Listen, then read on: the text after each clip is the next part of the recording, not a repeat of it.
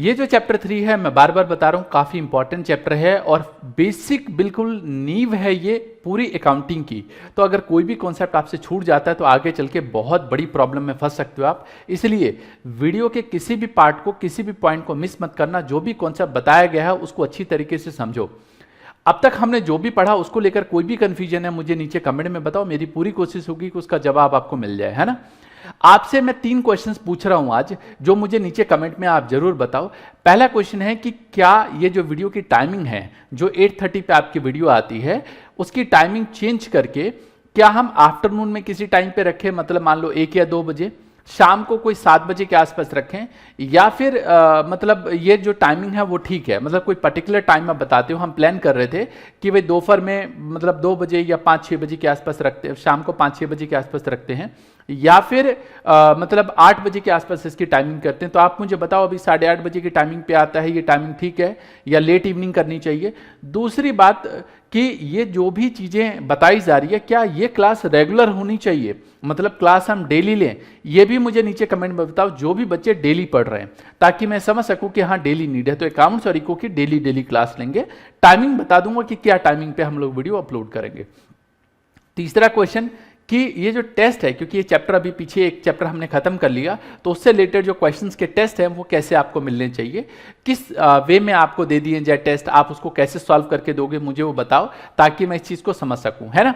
चलिए, तो theory based accounting जो है काफी इंपॉर्टेंट चैप्टर है और काफी सारे कॉन्सेप्ट्स हमने पीछे तक पढ़े थे।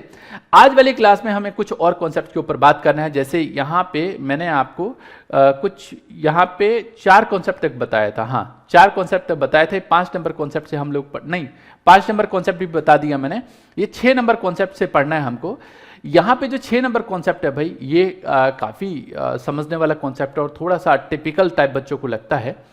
ये जो प्रूडेंस और कन्वर्टिज्म प्रिंसिपल है, ये क्या बोलता है, according to this principle all prospective losses should be record in the book of account. मतलब क्या है, कई बार क्या होता है कि फ्यूचर में हमें पता है कि ये लॉस हो सकता है, उसको हमें बुक्स ऑफ अकाउंट में रिकॉर्ड करना है, बट एंटीसेप्टेड प्रॉफिट जो है उसको इग्नोर करेंगे।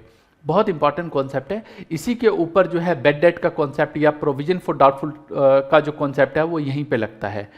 प्रूडेंस कॉन्सेप्ट या प्रूडेंस प्रिंसिपल ये बतलाता है कि फ्यूचर में आपको कोई लॉस हो सकता है, उसको आज आप बुक्स में रिकॉर्ड करेंगे। मतलब जब प्रॉफिट एंड लॉस अकाउंट बनाएंगे, आगे चल के सिखाऊंगा मैं कुछ 17 या 18 नंबर चैप्टर में, वहां सीखेंगे, तो उसको आप रिकॉर्ड करोगे। लेकिन जो आपको पता है कि फ्यूचर में प्रॉफिट होने वाला है, उसको आप रिकॉर्ड नहीं करोगे। जैसे परचून के दुकानदार, उसको पता है यार कि हमारे यहाँ पे चूहे जो हैं वो थोड़ा बहुत अनाज खा जाते हैं और उसको पता है लॉस हो जाता है, मतलब मान लो जितना भी सामान है वो हर महीने जो है 2000 रुपये का सामान जो है वो खराब हो ही जाता है, चाहे कुछ भी हो जाए।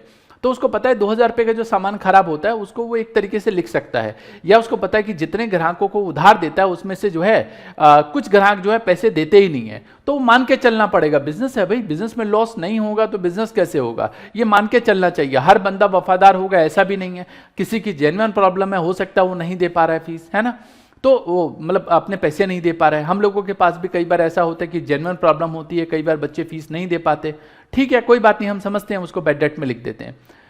एंटीसेप्टेड प्रॉफिट को रिकॉर्ड नहीं करेंगे। अब उसकी दुकान में जितना भी सामान है उसको पता है कि 8 रुपए का बिस्किट आता है, 10 रुपए का बिकता है, उसको पता है कि 40 रुपए किलो चावल आता है, 45 रुपए किलो बिकता है। तो ऐसे तो देखेगा तो एक ही दिन में भैया लखपति बन जाएगा, पूरे दुकान का सामान बेच के लखपति बन जाएगा। तो ऐसा नहीं है, ऐसा नहीं करना। मतलब एंटीसेप्टेड प्रॉफिट को रिकॉर्ड नहीं करते हैं, बट लॉसेस को रिकॉर्ड करते हैं। इसका बेस्ट एग्जाम्पल है प्रोविजन फॉर डाउटफुल डेट्स, ये बेस्ट एग्जाम्पल है, ये होता है आगे चल के बताएंगे। मतलब due to this principle provision is made for all non liabilities and losses even through their amount can not be determined with certainty. मतलब पता नहीं कि आपको होगा नहीं होगा, जैसे प्रोविजन फॉर डाउटफुल डेट्स हो गया, या कई बार क्या होता है कि मैंने अभी पीछे बताया था कि स्टॉक की वैल्यूएशन जो होती है वो कॉस्ट प्राइस और market price which average lower, दोनों में से जो भी कम होगा उसी पे रिकॉर्ड करेंगे। तो प्रूडेंस कॉन्सेप्ट जो है वो अच्छी तरीके से आपको समझ में आ गया होगा। अगला जो कॉन्सेप्ट है वो है कॉस्ट कॉन्सेप्ट और हिस्टोरिकल कॉस्ट कॉन्सेप्ट। ये कॉन्सेप्ट भी कई बार एग्जाम में आता है, देखना जरा ध्यान से। According to this principle an asset is recorded in the books at the price paid, point to be noted, price paid to acquire it and cost become the basic of it, मतलब basis of its accounting in the subsequent accounting year. इसका पीछे example मैंने बताया था, याद करके कोई बता सकता है कि वो एग्जाम्पल कौन सा बताया था? नीचे मुझे कमेंट में बताओ कि कौन सा एग्जाम्पल बताया था। मान के चलो कि एक बिल्डिंग खरीदी हमने। अब बिल्डिंग जो है 1990 में खरीदी 1 लाख रुपए की। अब 1990 से हमारा बिजनेस चलता आ रहा है ना, और वही सेम पार्टनर है जो पार्टनर 1990 में थे, आज 30 साल बाद भी वही सेम पार्टनर है। 20 साल की एज में मान लो 3 दोस्तों ने बिजनेस चालू किया था, आज उनकी जो एज है ऑलमोस्ट 50-51 के आसपास हो गई है, और उस बिल्डिंग की जो कॉस्ट है वो 50 करोड़ है। मैं मानता हूं कि 1 लाख रुपए की बिल्डिंग जो है 30 साल में 50 करोड़ की हो गई। अच्छी लोकेशन होती है तो आपको पता है इनके जो प्राइसेस है बहुत तेजी से बढ़ते हैं। अब मेरा आपसे सवाल ये है कि ठीक है, वो 1 लाख का 50 करोड़ हो गया, बुक्स में कौन सी वैल्यू दिखानी चाहिए? जो आज की डेट में बढ़ी हुई वैल्यू है वो, या जितने की खरीदी वो? तो हमारा अकाउंटिंग स्टैंडर्ड ये कहता है कि जो आपने एसेट को खरीदते वक्त जो पेमेंट करी है वही पेमेंट आप दिखाओगे, सब्जेक्ट टू डेप्रिसिएशन। मतलब अगर उस पर डेप्रिसिएशन लगता है तो माइनस कर करके दिखाओगे, बट बढ़ गई वैल्यू तो बढ़ा के नहीं दिखाओगे आप उसको। इस चीज का ध्यान रखना है। इसको बोलते हैं हिस्टोरिकल कॉस्ट कॉन्सेप्ट या कॉस्ट कॉन्सेप्ट। तो ये कॉन्सेप्ट अच्छा है इस चीज को समझने के लिए। बोला भी था asset is recorded at its book value that is cost less depreciation. दूसरी बात, if nothing is paid to acquire an asset then the same will not be recorded as an asset. ये भी समझने वाली बात है। मान लो सपोज करो अब ये भाई साहब है, अब इस भाई साहब को मान लो अब इसकी नई नई शादी हुई। अब शादी हुई तो ऑलरेडी बिजनेस तो चल रहा था, लेकिन इसके बिजनेस में मान लो सपोज करो कि सिचुएशन ऐसी हुई कि इसको कोई गिफ्ट के तौर पे कोई चीज़ मिल गई जिसके लिए इसने पेमेंट नहीं करी है। ठीक है, तो सवाल ये उठता है कि जब पेमेंट ही नहीं करी बट वो एसेट है इसके पास, तो क्या उसे बुक्स में रिकॉर्ड करेंगे? तो सवाल ये उठता है डियर कि जब हमने पेमेंट नहीं करी तो अकाउंट बोलता है कि आप इसको रिकॉर्ड नहीं करोगे। ठीक है, वो अलग बात है कि लोग कभी भी ऐसा नहीं करेंगे, बिजनेस में उसको रिकॉर्ड करेंगे। बट इसमें बोला गया है कि if nothing is paid to acquire an asset then the same will not be recorded as an asset. मतलब इसको एसेट के तौर पर आप रिकॉर्ड नहीं करेंगे। तो ये जो दो कॉन्सेप्ट मैंने आपको बताए हैं, इन दोनों कॉन्सेप्ट को दोबारा से एक बार जल्दी जल्दी रिव्यू करते हैं। मैंने बोला था प्रूडेंस और कन्वर्टिज्म प्रिंसिपल ये कहता है अकॉर्डिंग टू दिस प्रिंसिपल जो फ्यूचर के लॉसेज हैं उसको अगर पता है कि ये हो सकते हैं, पता नहीं है अमाउंट कितना होगा बट हो सकते हैं।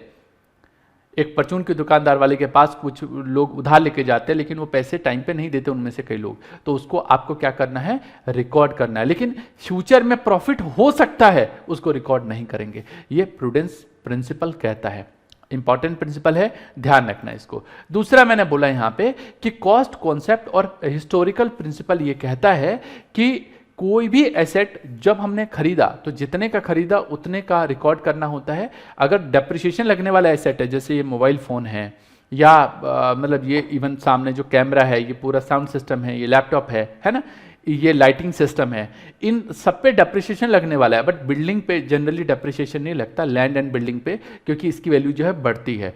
तो बढ़ी हुई वैल्यू को नहीं दिखाना। हाँ, कब दिखाना है सर? ये तो बिल्कुल सरासर गलत है। तो उसको क्या होता है जब दोबारा से रिवैल्यूएशन किया जाता है। आगे चल के एक चैप्टर पढ़ेंगे 12th क्लास में, रिवैल्यूएशन ऑफ एसेट। अगर रिवैल्यूएशन होता है तो कब होता है? जब कोई पार्टनर रिटायर होता है, जब कोई पार्टनर एडमिशन करता है या कोई प्रॉफिट शेयरिंग रेशियो में कोई चेंज होता है।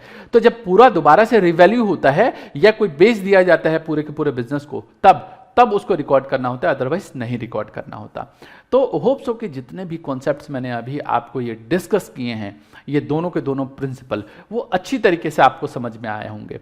वापस आपसे क्वेश्चन बता दूं जो मैंने आपसे कमेंट में पूछे हैं कि मुझे नीचे कमेंट करके बताओ ये तो वीडियोस कैसी लग रही है, मजा आ रहा है तो मुझे नीचे कमेंट करके बताओ मजा आ रहा है। एक क्वेश्चन मैंने आपसे मतलब 3 क्वेश्चन पूछे हैं कि क्या ये जो लेक्चर्स है वो डेली आपको मिलने चाहिए। दूसरी बात यह है कि इसके अंदर मैंने आपसे पूछा था कि इसकी टाइमिंग क्या चेंज हो जानी चाहिए। तो टाइमिंग अगर चेंज हो तो बताओ वो टाइमिंग सुटेबल बेस्ट टाइम आपके हिसाब से कौन सा होता है। और क्योंकि पीछे हमने एक चैप्टर करा दिया तो जो भी टेस्ट है, जो भी चीज़ें हैं वो बताओ किस तरीके से लिए जाने चाहिए, है ना। तो इस सभी के आंसर मुझे नीचे कमेंट करके बताओ। प्रेस करो मुझे अगर अच्छा लगा आपको वीडियो। मुझे अच्छा लगता है कि आप मुझे इस तरीके से भाई आप बताते हो कि हाँ आपको वीडियोस अच्छी लग रही, क्योंकि मुझे इससे हिम्मत मिलती है ना। मिलेंगे हम लोग अगली क्लास में, तब तक के लिए all the best, take care, जय हिंद, जय भारत।